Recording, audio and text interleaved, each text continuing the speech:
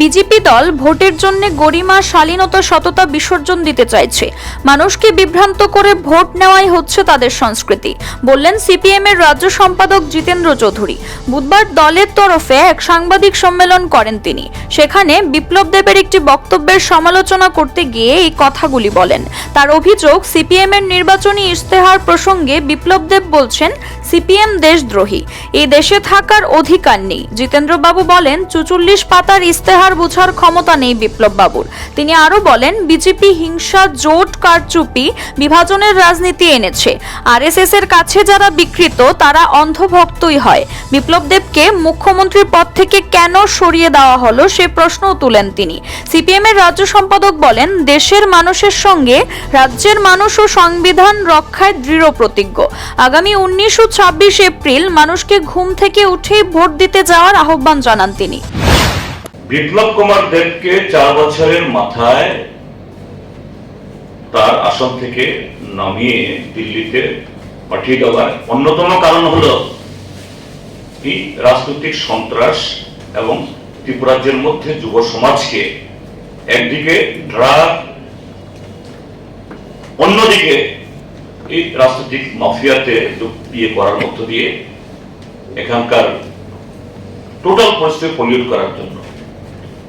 অন্য কারণ তো আছে, এগুলি আমাদের বলতে রুচি বাদে, আমরাও জানি, যাই হোক এগুলি বলছি না। এবং তার এই ইয়ার ফলে বিজেপি দল এই যে গত 2023-এর বিধানসভা নির্বাচনে তাদের ভোট 11% কমে গেল, এত শত চেষ্টা করার পর।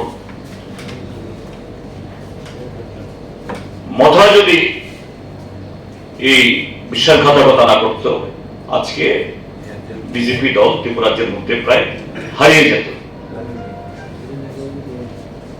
তো এখান থেকে বিজেপি একটু শিক্ষা নিয়েছে, কিন্তু শিক্ষা নিলেও ভালো শিক্ষা গ্রহণ করে দেশকে ভালো পথে পরিচালনা করার এরকম মানসিকতা বিজেপির মধ্যে নেই। এখন দেখলো গত 1 বছরের এই শাসনে বিজেপি দল আরো বেশি জনগণের যে অভিশাপ বা জনগণ থেকে বিচ্ছিন্ন হয়েছে, যেটা আমরা এই ভোটের মুহূর্তেও দেখছি। বিভিন্ন জায়গাতে কোথাও পানীয় জল, কোথাও বিদ্যুৎ, কোথাও রাস্তার জন্য মানুষ রাস্তা উপর করে। তাহলে বিজেপি দল দেখলো যে না, ওই রাস্তাতেই ওই বাইক বাহিনী এদেরকে যদি আমার একটু কাজে না লাগানো যায়, তাহলে প্রদ্যোৎ মানিক্য কিছু তাদের হাত ধরলেও 2টি লোকসভা কেন্দ্রে তাদের যে অনিশ্চয়তা এর থেকে বেরোতে পারছে না। CRI TV, channel for news and entertainment.